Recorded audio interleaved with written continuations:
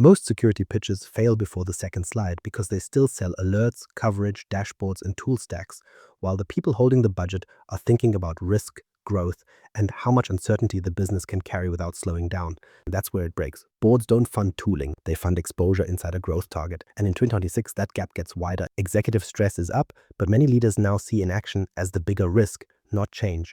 So if you keep pitching managed security like outsourced monitoring, you'll get pushed into overhead, priced like a commodity, and questioned every budget cycle. What I want to do here is reframe it, not as protection spend, as a business asset tied to rosy, faster decisions, protected revenue, and even valuation logic. The commodity trap and the old model. Most providers still use the old model because it's easy to package and easy to sell. Per user, per device, per ticket. A list of tools, a list of SLAs, maybe a response promise, maybe a monthly report full of incidents closed, alerts triaged, and policy checks completed. It sounds measurable, but it creates the wrong conversation because all of that points to activity, while executives are judging exposure, continuity, and where they can place capital without taking on blind risk. So what typically happens is this. The security team reports motion, but the board still can't see business effect. They hear about blocked sign-ins, risky users, malware events, and open recommendations, and none of that tells them what they really need to know. Can we move faster? Are we reducing the chance of an expensive disruption? Can we absorb a hit and recover without damaging revenue, trust, or a strategic initiative already in flight? That's why security gets pushed into the same mental bucket as overhead. Not because leaders don't care, because the model behind the pitch doesn't connect security to operating outcomes. If the offer doesn't link to uptime, incident cost, decision speed, or capital protection, finance treats it like maintenance. Useful? Yes. Strategic? No. You can see this clearly in Microsoft environments. In most organizations, Microsoft 365, Azure, and Power Platform all exist, but they're governed in pieces. Identity lives in one conversation, devices in another, data protection somewhere else. Power Platform often grows in the gaps. Guests stay too long. Service accounts lose ownership. Access reviews happen late or not at all. Then the service provider shows up and manages the noise around that fragmentation instead of fixing the operating model causing it. That's commodity IT. It manages tools, it reacts to symptoms, it reports tickets. And when something goes wrong, it works hard, but from a broken structure. Strategic security is different. It starts with the control plane, especially identity, because identity decides who gets access when, under what conditions, and with what risk signal attached. Once you see that, the whole offer changes. You're not selling We Watch Microsoft. You're selling control over how risk moves through the business. And the market is already forcing this shift. Traditional managed services growth is slowing, while cybersecurity is still growing faster at 14.4% in 2026. At the same time, automation is taking more repetitive work out of the system. That should improve margins, but if your price still depends on seat count or alert volume, automation can make your service look less valuable, not more, because the client starts asking why they should pay the same for fewer human touches. That's the trap. The better you get operationally, the weaker your pricing story becomes, unless the value is tied to business outcomes instead of labor. So once this old model stops holding up, and it is stopping now, the buyer needs a different frame. Reframing security as business risk velocity control. So what's the replacement for that old model? It's this. Security is control over business risk velocity. Not just risk velocity. How fast a bad event can spread, how long it stays unclear, and how much business drag it creates before leadership can act with confidence. That's the shift. When security works at a strategic level, the business moves faster with fewer expensive surprises. New projects don't stall as long. External collaboration doesn't feel like an uncontrolled exception. AI use doesn't turn into a policy panic. Change can happen because the business knows where the boundaries are and how quickly it can detect, contain, and recover if something starts to break. That language fits how executives already think. They talk about risk appetite. They talk about capital deployment. They talk about continuity, recovery capacity, and protected revenue. They don't need another security team explaining telemetry. They need to know how much uncertainty they're carrying, whether that exposure sits inside the company's tolerance, and what happens to growth plans if the wrong event lands at the wrong time. And one level deeper, cyber now sits inside a wider board conversation, not hygiene, business risk. In 2026, more than half of surveyed US executives still expect their companies to thrive, even with supply chain, tariff, weather, and cyber pressure stacking up, while over 500 board and C-suite leaders viewed inaction as the biggest risk. That matters because it changes what security gets compared against, not perfection, momentum. Once leaders think that way, one metric becomes much more useful than most security teams realize: decision latency. The time between signal and confident executive action. That includes detection and response, yes, but it also includes how long leaders hesitate because the picture is messy, fragmented, or unclear. If that delay shrinks, the blast radius shrinks with it. Fewer meetings, less confusion, less expensive waiting. This is where identity moves from admin topic to control plane. Because access sits at the center of change. Employees join, partners collaborate, apps automate, AI agents and service accounts expand quietly in the background. If identity lifecycle is weak, ownership is fuzzy, and access reviews lag, the business doesn't just carry more technical risk, it carries slower decisions because nobody fully trusts what they're looking at. With Entra ID governance, lifecycle flows, access reviews, and conditional access working together, policy stops being a pile of static rules and starts acting more like a live business filter. Who should have access, under which conditions, for how long, with what signal attached? That gives leadership something much better than raw activity. It gives them cleaner decision conditions. Then the rest of the Microsoft stack starts acting like one operating system for trust. Defender brings incident and endpoint signals together. Purview adds data context. Intune contributes device posture. Automation removes repeat work from the response path. The result isn't just more coverage, it's a tighter decision environment where signals line up faster and teams spend less time arguing about what's real. That's why strategic security supports more than defense. It supports safe AI rollout because data access and usage controls are clearer. It supports safe automation because non-human access gets governed instead of ignored. It supports safer external collaboration because guest access and conditional policy stop expanding without control. And it supports change itself, which is what most boards actually care about. So the model is simple. Commodity IT manages tools. Strategic security manages business risk velocity. It reduces the speed and cost of uncertainty while increasing the speed and confidence of business movement. If that sounds like a board-level asset, good, because that's exactly how it should be treated. But once you frame it that way, the next question comes fast. Show me the numbers. The numbers executives actually care about. Once you move out of tool language, the scorecard gets much simpler. There are really three numbers executives care about here: return on security investment, reduced time to decide, and revenue at risk protected. Everything else matters only if it improves one of those. If a metric can't connect to money, speed, or continuity, it stays operational. Useful for the team, not persuasive in the boardroom, and that distinction changes the whole pitch. Start with the basic finance model. Risk exposure equals probability times impact. That's it. Not elegant, just usable. If an incident has a certain chance of happening and the business impact lands at a certain cost, then you already have a number the CFO understands. From there, ROSI becomes simple too. Exposure before minus exposure after minus the cost of security divided by the cost of security. You're not proving perfection. You're showing whether the spend reduces expected loss enough to justify itself. This clicked for a lot of leaders once breach economics got harder to ignore. Organizations with proactive security programs report incident costs that are 45% lower, with savings of about $305 million per breach. They also shorten breach lifecycle from 277 days to 214 days. That matters because a long-running event doesn't just increase technical cleanup. It drags legal review, management attention, customer communication, and delayed projects along with it. Cost rises because time rises. And that's where technical metrics need translation.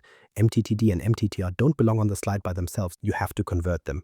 Shorter detection and response mean lower loss, lower downtime, and less uncertainty for leadership. In one executive framing example from the research, an MTTD of 45 minutes can keep losses near $50,000, while incidents that stay uncontained run past 2 million. Same category of threat, different response speed. Very different financial outcome. There's also a second layer of savings that gets ignored because it looks too operational at first glance. Proactive identity management can cut help desk calls by 30% to 50%. Password resets alone carry real cost, and the research places each one between $70 and $150. Audits finish 30% faster. Compliance violations drop 46%. None of that sounds dramatic on its own, but once you add those together across a year, identity governance stops looking like admin hygiene and starts looking like cost control with execution benefits attached. Insurance adds another angle executives already care about. Mature proactive programs can reduce cyber insurance premiums by 15% to 25%, and that matters more right now because 98% of executives plan to reevaluate business insurance in 2026. So the conversation changes again. Security isn't just a spending request, it becomes part of resilience proof. Can you show the insurer, the board, and the buyer that your controls actually reduce exposure, or are you just carrying more paperwork and hoping the market stays kind?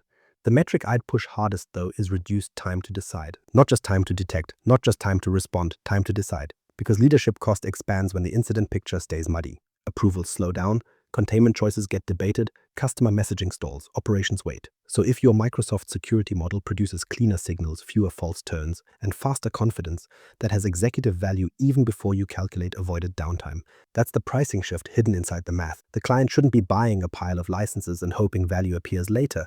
The client should be buying protected business value, lower expected loss, faster executive movement, and less exposed revenue when something goes wrong. Once those numbers sit on the table, the offer stops looking like monitoring spend and starts looking like a business decision. But numbers land best when they're tied to one operating case people can actually see. Scenario proof, identity sprawl to controlled continuity. Take one operating case because this is where the pitch either gets real or stays abstract. The client had grown fast across Microsoft 365, Azure, and automation use cases, and access grew with it. Not in a clean way, in an accumulated way. More than 200 unmanaged identities sat across guest accounts and service accounts with mixed ownership, weak review cycles, and too many paths that stayed open simply because nobody had a reliable lifecycle around them. The business goal wasn't unusual. They wanted collaboration to stay easy, automation to expand, and cloud growth to continue without turning every change into a security argument. But the structure underneath that goal couldn't support it. Access decisions were scattered, reviews were inconsistent, visibility was partial. So when risk signals appeared, teams spent too much time figuring out what they were looking at, who owned the access in question, and whether the issue sat inside a larger pattern. That's the moment this breaks, not when a dashboard turns red, when leadership asks a simple question and nobody can answer fast enough. Are we contained? Do we know what this account touches? Can we keep business operations moving while this gets handled? Before the cleanup, detection sat around 72 hours, and recovery often took 5 to 7 days. Not because people were careless, because the identity layer was too messy for fast judgment. So the shift started at the control plane. Entra-ID governance came first, because they needed clear lifecycle ownership, role clarity, and repeatable access review logic. Guest accounts got ownership rules. Service accounts got accountability. Joiner, mover, and leaver patterns stopped relying on memory and local workarounds. Access reviews moved from occasional admin work to a recurring governance process tied to actual business ownership. Conditional access changed the second part of the picture. Before, policy mostly behaved like a static rule set. After the redesign, access decisions reflected business conditions, user context, and risk signals. That matters because policy stopped being something you bolt on after the fact. It became part of how the business allowed work to happen. Users didn't just get in or get blocked. Access adapted based on who they were, what device they used, and what the surrounding risk looked like. From there, the stack had to stop speaking in fragments. Defender, Intune, and Purview signals were brought together so the team could work from one risk picture instead of stitching together partial views during an active issue. That reduced handoff friction fast.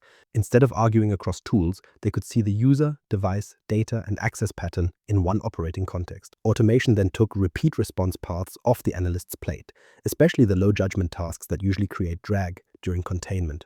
What changed after that wasn't just cleaner administration. The numbers moved in a way executives could actually use. The identity surface dropped by 40% to 60% depending on the account category. Detection moved from days to under 2 hours. Recovery dropped to under 24 hours. During a real incident, lateral movement got contained before it expanded into a wider business interruption. Based on the client's own downtime assumptions, that preserved an estimated 1.2 million to 2 million in exposed operating value. And the board conversation changed with it. Before, security looked like recurring spend with unclear return. After, the language shifted toward operational resilience. Not because someone polished the reporting, because the operating model finally produced evidence the board could connect to continuity. They could see that governed access, faster signal clarity, and lower response delay protected the business from a much more expensive interruption. That's the part I'd stress in the pitch. Security didn't just block a bad event, it kept the company moving. It protected collaboration, cloud execution, and management confidence at the same time. Once you have one case like that, you stop arguing in general terms. Then the next step is obvious. Turn that logic into a one-page model a CFO can reuse without needing a security translator. The one-page CFO model and decision ask. So how do you make this usable in a budget meeting, not just persuasive in a podcast? Put it on one page. 4 inputs, that's enough. Revenue per hour, incident probability, response delta, control cost. If the model needs 5 tabs and a security architect to explain it, it won't survive contact with finance. The whole point is to let a CFO see the exposure, see the reduction, and decide whether the spend earns its place against other uses of capital. Start with exposure before. Probability times impact, keep it blunt. If a business estimates a serious identity-led incident has a given annual likelihood, and the likely hit includes downtime, recovery work, legal cost, customer friction, and delayed operations, then you already have a baseline. Not a perfect number, a decision number. That's what finance works with anyway. They don't wait for certainty. They compare likely outcomes and place bets with discipline. Then calculate exposure after. This is where security teams usually get lost because they jump back into controls, maturity scores, and technical detail. Don't. Stay with business movement. If detection is faster, containment is tighter, and access governance reduces spread, the expected impact drops. Sometimes the probability drops too. What matters is that the post-control number shows a smaller range of likely damage, and that smaller range gives leadership more room to move on projects that would otherwise feel exposed. After that, subtract annual security cost. Now you have net protected value. That phrase matters, not savings in the accounting sense, protected value, revenue and operating continuity that stay intact because the business reduced expected loss. Then, if you want the clean formula on the slide, use it exactly. Return on security investment equals exposure before minus exposure after minus security cost divided by security cost. Simple math, clear trade-off, no jargon shield. I'd also add one line most models miss, a decision latency multiplier, because incidents rarely get more expensive only from technical spread. They get more expensive when leaders can't decide fast enough.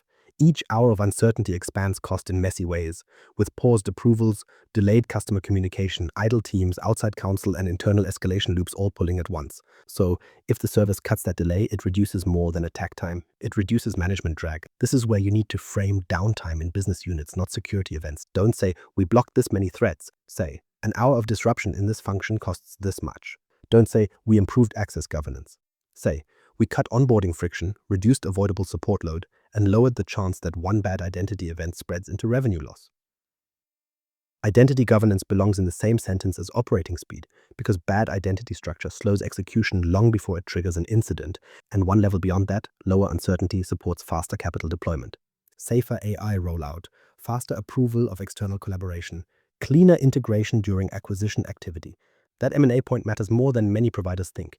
Research still shows 60% of buyers find cyber issues after the deal, and specialized cybersecurity firms tend to command stronger multiples than general IT services. So a mature security posture doesn't just reduce downside, it also reduces surprises that trigger discounting, delay integration, or erode confidence in the asset itself. So the decision ask should sound different too. Not approve more monitoring, not expand our stack. Ask for an investment that reduces expected exposure and shortens executive decision time in areas tied directly to growth. That language changes the room, because now security isn't competing with strategy. It's making strategy safer to execute. And once you pitch it that way, the packaging and pricing have to stop sounding like outsourced admin. Packaging and pricing the strategic offer. If the story changes, the offer has to change with it, because you can't talk like a board advisor and then price like a help desk. A lot of managed security offers still break at this point. The messaging sounds strategic, but the proposal drops straight back into hourly buckets, per seat math, tool menus, and line items the client has to decode alone. That mismatch kills trust fast, because the model underneath still tells the buyer this is outsourced administration with better branding. Package around outcomes the business can track. Identity risk reduction, faster response movement, continuity support, governance maturity. Those are the things an executive can compare against current pain. Not plan A includes these portals, and not plan B includes more alerts. The buyer needs to see a business condition improve with a clear reason to keep paying for it. I'd separate the offer into business layers, not product layers. One layer is control plane foundation. That covers identity governance, policy structure, access ownership, and baseline signal quality across Microsoft. The next layer is resilience acceleration. That covers response flow, automation, joint signals, and the reduction of delay when something starts moving. Then a third layer can focus on board-ready risk reporting, where the output is executive clarity, not technical export. That structure matters because it lets reporting follow the same logic. Exposure down, decision time down, downtime avoided, control adoption up. Those are trend lines executives can actually use in steering conversations. A monthly report shouldn't feel like a sock dump with prettier colors. It should feel like operating evidence. What changed? What that changed for the business? What decision that supports next? Automation belongs inside this story too, but not as a discount argument. If you automate repeat work, margins should improve, yes, but client value shouldn't look smaller because humans touched fewer tickets. The service is worth more when it removes delay, cleans up signal quality, and keeps experienced people focused on judgment instead of repetition. That's the commercial shift many providers still miss. And the Microsoft stack should never appear as separate products glued together by your team every month. It has to show up as one operating model. Identity, device posture, data context, response logic, governance. One model, one business outcome story. That's how the offer stops looking like rented expertise and starts looking like operational assurance the company can build decisions on. So stop pitching managed security as protection spend, because what you're really selling is safer growth, better decision speed, lower exposed revenue, and more confidence when the business wants to move. Take your current offer, rewrite it on one page, use one risk formula, attach one continuity metric, and test that version in your next board or client conversation. If this changed how you frame security, subscribe to M365 FM, connect with me, Mirko Peters on LinkedIn, and send me the next Microsoft or security topic you want unpacked.